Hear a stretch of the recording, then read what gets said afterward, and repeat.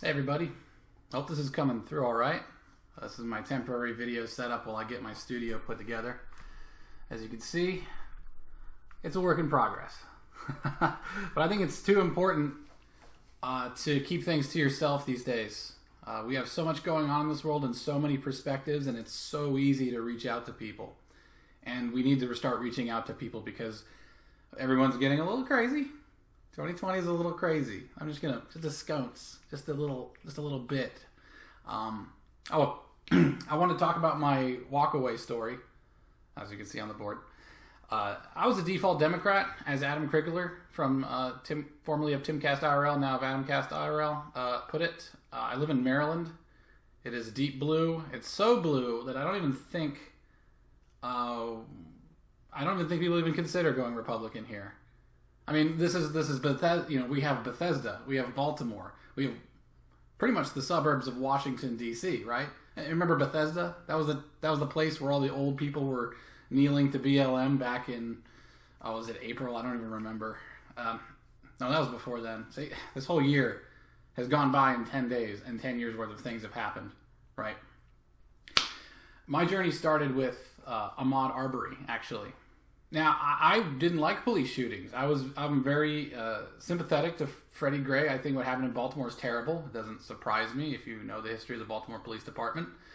I was surprised that all the police were completely acquitted. And I don't support riots, but I kind of understood that one.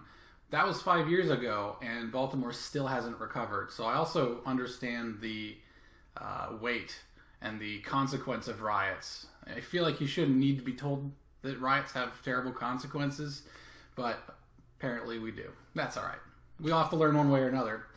Ahmaud Arbery looked like a murder, and people were calling it a murder, and I heard people wanting to give him the death penalty, shoot him and everything. And I thought, this is really ironic, because you guys are saying that the two men that killed Ahmaud Arbery lynched him, right? It was like a lynching, and got in their pickup truck with their shotguns, which is just, whether you agree with it or not, that's just great visuals on part of the left to put this as a lynching.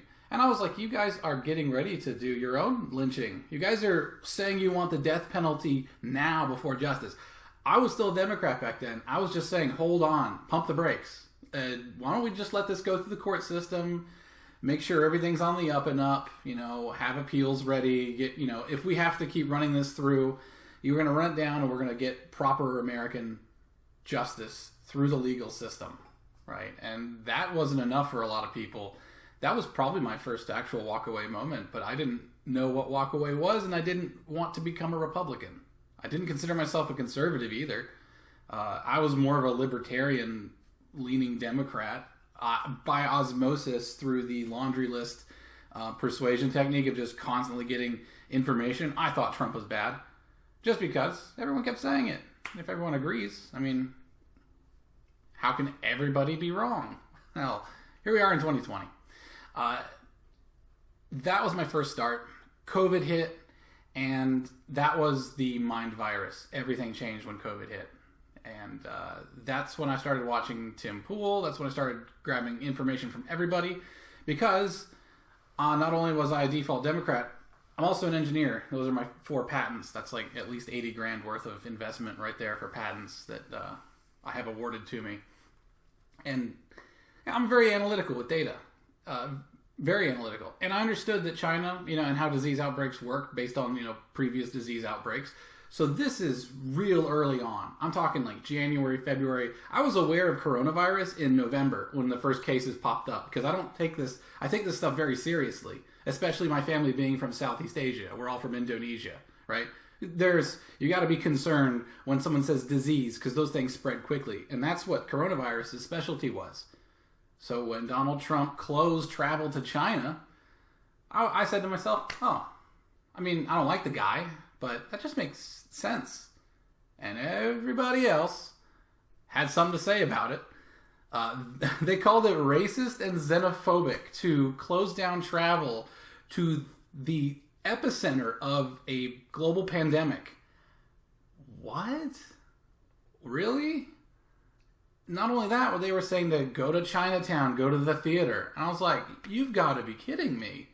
I don't like the guy Trump either, but this is insane. This is a pandemic. We should put our masks on. We should, have a lockdown. We should be testing people. What's going on? And the Democrats were not taking it seriously at all until suddenly they did, and everything switched there. Right? The first people that wanted masks were actually conservatives. Right? I don't have sources for that. It can be looked up. I've heard it. I could be wrong, but it seemed like a lot of conservatives who were being billed as anti-China were thinking, I don't want to go to China. I don't want to meet a Chinese person I would like to, who's recently been to China. And I don't want to not have my mask if I do, right? Makes sense? A little bit knee-jerk, but it makes sense. It's a disease, right? I kind of converted the same time as Adam Krigler. It was kind of funny. Me and him were just going through almost the exact same things. He's an artist. I'm an engineer, so we approach it different ways. But it was the similar stuff. When coronavirus hit, I went out and purchased my first gun, a shotgun. It's a 12 gauge. I think it's like Imperial Armory or something like that. It was cheap. It was like a $230 shotgun. But a shotgun's only job is to have a pin and smack it and let the beads fly. It's not a precision machine unless you're going high end. And I'm not going high end. I went through this similar process as them. In fact, I'm getting another gun soon, which is the Beretta 92X Performance, which looks really good. Luckily, I'm going to be getting it on Tuesday. I've just been watching as people panic about coronavirus and clean out store shelves. The panic breeds panic. I saw Trump was telling everyone to be calm, right? Because calm breeds calm. Now, I've had a leadership position before. That means I've managed somebody, I've hired people, I've fired people. Calm does breed calm. That's just good leadership. The thing about it was, I didn't like Trump just because I wasn't paying any attention. Now I have to pay attention. I'm stuck at home with the rest of America. All of our governance is now getting the level of scrutiny that it should have been since time immemorial. We should have been paying this close attention before. We weren't. And that's probably why we have so many rotten people in D.C. right now. I mean, did you even know what your congressperson's name was last year? Mine's Anthony Brown in my district, right? I didn't know that. I looked it up. I had to go look it up because now I have to care about politics. Once you start seeing this stuff, you can't unsee it. The different lies and attacks constantly. And I want criticism. I want criticism of Trump. I'm not a Trumper, I put on the hat mostly just to annoy people, right? When I'm at a rally or something. I'm not a joiner, right? I want criticism of my leadership so I can say, oh yeah, we do need to work on that. We need to work on our messaging, maybe put those tweets through a real quick filter or something, it's good advice. But this is just constant lies. It's not productive. And in fact, it's dangerous. These riots wouldn't be happening right now if we didn't have this insane news complex that just puts out audiovisual clickbait. It is completely insane. Now that we have riots, mayhem, tribalism, allegedly a Trump supporter was killed in Portland just last night. I was going through on Twitter, looking at it. Twitter's now my news source, by the way. I can't believe that's where it's at now. 2020 is crazy. But following individual citizen journalists like Julio Rosas, Shelby Talcott, Tim Pool, Jack Posobiec, of course he's great, Ian Miles Chong, all these guys are great. They all have their own biases, but biases don't affect their reporting that much. They might just make snarky comments with it, especially Ian, he's spirited. That's okay. As long as he's giving me accurate news and not trying to spin it for some corporate sponsor, I'm okay with that. Everything has a bias. If you're looking for a news source that doesn't have a bias, that's also like looking for some unity candidate that's going to be glowing and perfect that all of America can get behind.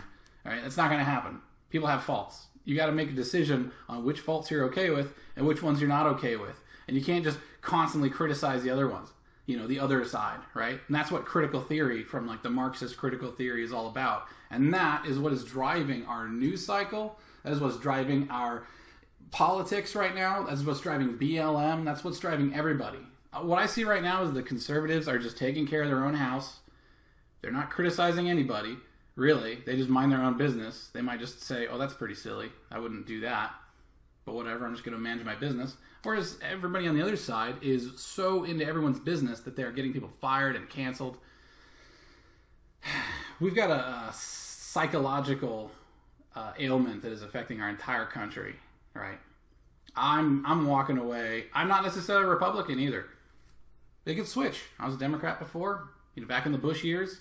Now I see all the Bushes and all the people who I hate, didn't hate. I don't hate people, but all the people that I strongly disagree with on the Iraq War are now over endorsing Biden. That's insane. And also, Biden is a hot mess. Is that your candidate? That's crazy. This is elder abuse. I don't understand why anyone would think this is a good idea or let this fly. And now they want to cancel the debates, and it's just this equivocating and constantly just criticizing Trump rather than taking action. So far, the main actions Trump has taken was close down travel. They pushed the quick stimulus through.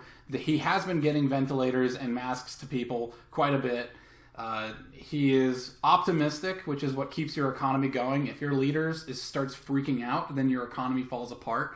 We're actually recovering right now pretty nicely. I mean, it could have been way worse. You never know what it could have been, though.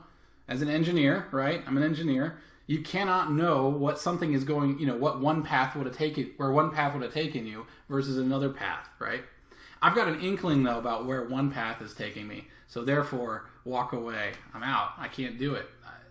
Riots, constant criticism, outright lies like the Very Fine People hoax.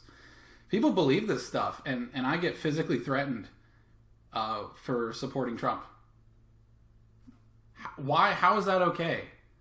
If I'm going to deal with a guy who lies about how awesome he is versus a guy who lies about how, in a way that results in me getting physically threatened, yeah, I'm gonna just walk away.